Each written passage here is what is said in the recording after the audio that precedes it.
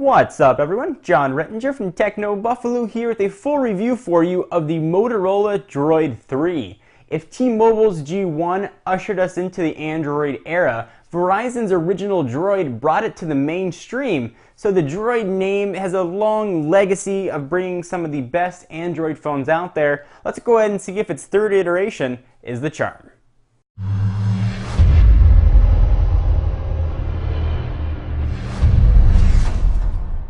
So let me run through the specs very quickly of the Droid 3, because some stuff has changed here since we last saw the Droid. First, it now has a 4-inch screen with a resolution of 540 by 960. That's up from 3.7 of the previous generation. It's rocking Android 2.3. It's now being powered by a dual-core Tegra 2 processor. So that's 1 gigahertz on each core, as opposed to the 1 gigahertz TI OMAP on the Droid 2. 512 megabytes of RAM, that's the same. On the back, it now has an 8 megapixel camera, which we'll talk about at length, up from 5. It's got that single LED flash now. That's not the only camera on here though. It's got a 0.3 megapixel camera on the front, and the rear camera that we just talked about can shoot 1080p video at 920 by 1080, so of course that's 1080, at 30 frames per second. It's got 16 gigs of storage built in. There is a micro SD card slot, but it's not going to come with one. At least the initial rounds that we've seen have not come with micro SD cards.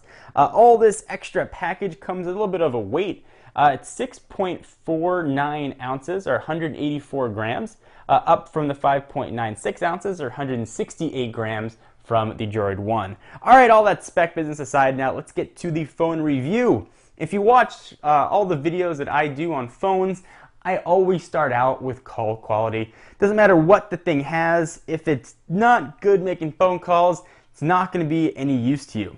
As with most Verizon phones, call quality has been absolutely outstanding on the Droid 3. During my 20 call tests, I had 0 drop calls. The antenna in here though is a little bit weaker than I've seen on other devices.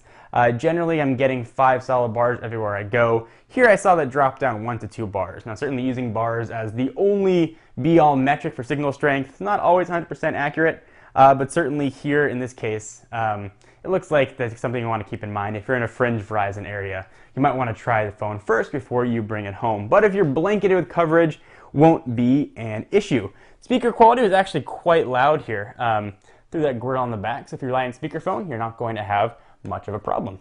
All right, so let's talk about the design, because there's a lot of things that are different here. So of course you've got that 4-inch screen. You still have that sort of telltale Droid hump that we've seen on the Droid 1 and the Droid 2. You've got that same slide-out keyboard, which is not spring-assisted, but now we've got some differences here. We've got a full number row across the top. Hooray! If you look at the keyboard on the Droid 2, you can go ahead and sort of put these here, top and bottom, so you can see. I was not the biggest fan of the keyboard here on the Droid 2 or the Droid 1. Didn't have much key throw to it. They have this sort of membrane-ishy feel. It didn't really feel very comfortable to type on. If you look at the keyboard here now on the Droid 3, it still has that same membrane sort of feel to it, but the keys definitely have a bit more throw. That just means they're a little bit more clacky, and you can see sort of the additional clackiness. Even when you push it, you can hear it a little bit more. You can see some of the animations here on the software too, which we'll talk about in just a moment. So the keyboard is definitely improved here. I didn't find it to be the most enjoyable keyboard experience out there. It certainly wasn't bad. If you like the landscape orientation for keyboards, it's going to be a pretty decent option.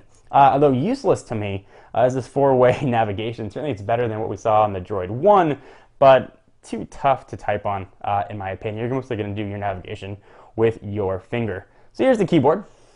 All right, so next let's talk about the design and the buttons that the thing has. So on the left-hand side, micro USB for charging and HDMI out. That's sort of a new addition. If you look at the left side of the device from the Droid 2, you'll notice that the buttons, or the ports rather, have been moved, and certainly we have HDMI right down below. When I'm tired and trying to charge this thing, I kept trying to plug the mini USB port, or micro USB port rather, into the HDMI since it's right next to each other. Maybe that's just me. And on the right-hand side, there's some differences here too. So the volume rocker is in the same spot, but a bit different button direction. And we're missing one button right here for the camera. That is not going to be here Bit of an annoyance, actually. I like launching the camera with a dedicated button, something you're going to need to get used to. I will go ahead and sort of push that off. On the back, things look a bit different here as well. It's almost it looks like a more solid piece than we had here on the Droid 2. Certainly the Droid 1 had its own problems with its backing. So here's the 2, and there's the 3. You can see it looks a bit more solid, and the phone feels a bit more solid. And with that solidness comes a bit of an extra weight difference, and you definitely feel that here with the Droid 3. Holding up to your head doesn't feel bad, but you definitely know that you're holding a heavier phone. If the keyboard is something you absolutely have to have, then that weight's going to be worth it to you. If that weight's something that you can do without, maybe you don't necessarily need a physical keyboard, the Droid X2 is probably going to be a good phone for you to look at, because both of those do not have 4G LTE radios built in, but it's something that we're definitely going to talk about in just a few minutes. All right, so let's talk now about the software. Hooray! We have no Moto Blur. At least Motorola is not calling it Moto Blur. Obviously, there's some custom skinning going on here. But we didn't have to sign in to any sort of Moto Blur account when you turn on the phone, which is always awesome. And you can sort of turn off some of the features here. So there's a lot of animations on this thing. You can see them when I scroll from screen to screen, when I open up the applications. There's just all kinds of little stuff that go on here. That slows down the speed of the phone, unfortunately. Not a giant amount, but you're definitely cognizant that you're waiting for these animations to finish while applications can load. And let me show you some loading applications here, for example. Let's go ahead and take a look at the camera. Since we don't have a dedicated camera button, if you go ahead and open that sucker up, there it goes. There's a little bit of a lag. So phone settings, we'll go ahead, now you can snap a picture. We'll go ahead and snap something here. Tries to focus, and then it snaps. So there it goes. So let me just take a picture of something to give it maybe more of a fair chance. So it's already been opened. We know it's sort of sitting there in memory. Let's go ahead and open it one more time. Open up the camera application. There it goes, a little bit quicker. Let's say I want to take a picture of a pen. So I'll go ahead and get that pen in there. Let's go ahead and select it. So it's not sort of the fastest camera in the world. It's not the slowest. There have been reports, though, that it was absolutely laggy in the camera department. Not necessarily true. It's not a speed demon when trying to launch a camera application, but it's not the slowest either. Something to sort of keep in mind. Also in the software department, and this isn't really unique to the Droid 3, but I thought I'd show it anyway. You have a totally redesigned marketplace here. You can see Quadrant, which we'll talk about in a moment, that I downloaded. But let's go ahead and go back home. Here's what the new marketplace looks like. Kind of neat. You can download books, movies, games, and apps. So now you can get all your movies here right on your device and on that 16 gigs of internal storage. Or if you want to get a micro SD card, you can go ahead and do that as well. I just hadn't really seen this many times before, so I thought you guys might want to see it. All right, so now let's talk about speed. This is dual core Tegra 2. This is all about speed and all about performance. Huge omission for me, obviously, and probably for you as well, is not having a 4G LTE radio. Well, John, you're probably saying 4G is not important to everybody. Well, if you're getting this phone right now and you're going to lock yourself into a 2-year contract, it's not important to you now, but it might be important to you in, say, a year or a year and a half. You might not have LTE coverage where you are right now, but sort of as those 2 years progress, Verizon's got a really aggressive LTE build-out map, and you might be blanketed in 4G LTE in 6 months. And you might wish that you had a phone that could do the faster speeds. So really be aware of that when you're buying this phone. If you don't think under any chance you're going to want LTE, then okay, look at the Droid 3. If you think there's a small chance that you might want it, your best bet is going to be to wait. All right, so let me show you the speeds of some applications here and see how quickly or slowly things launch. And sort of to make things fair, I'll go ahead and go to Manage Apps. We'll go ahead and see what's open here so you guys can see and see what's running. There we go. You can see RAM, what's being used, not being used. Not many applications here are running, mostly the stuff that the phone needs to run. All right, so let's go ahead and open some stuff up.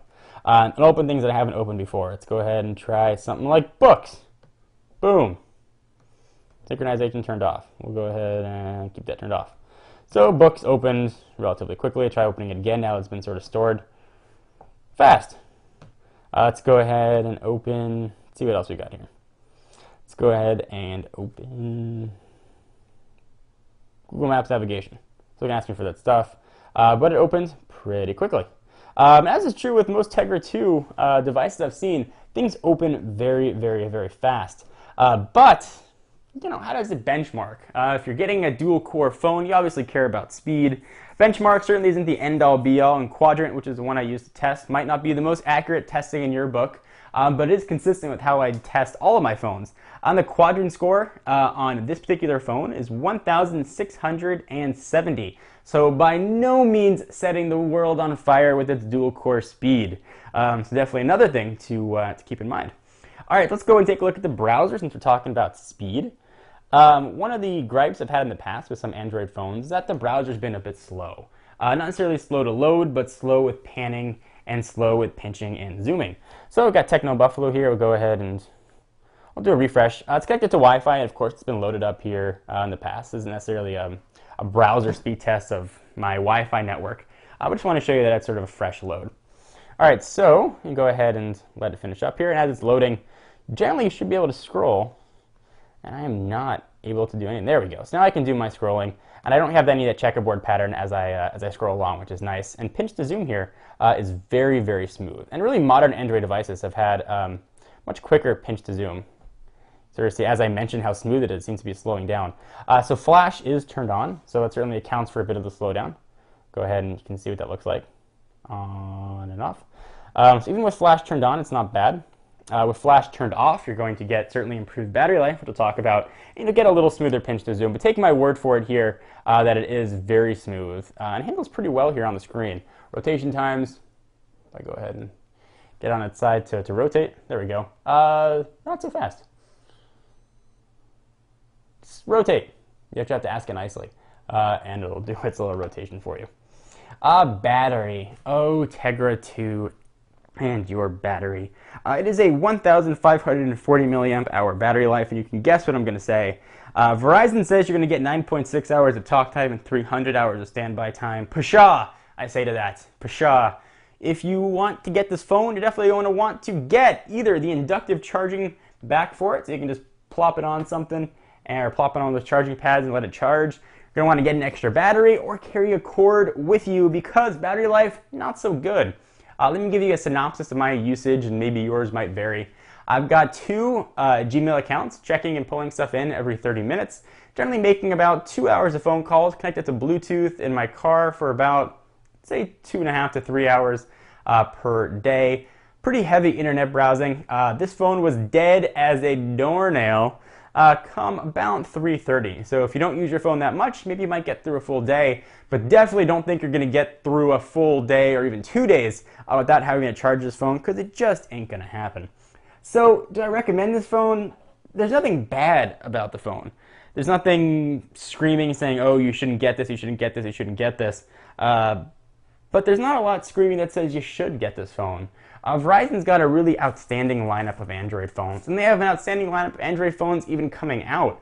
You look at something like the Droid Charge, the LG Revolution, those phones that are packing 4G. Now, they might not have a physical keyboard, so physical keyboard is what you need, and you want those speeds.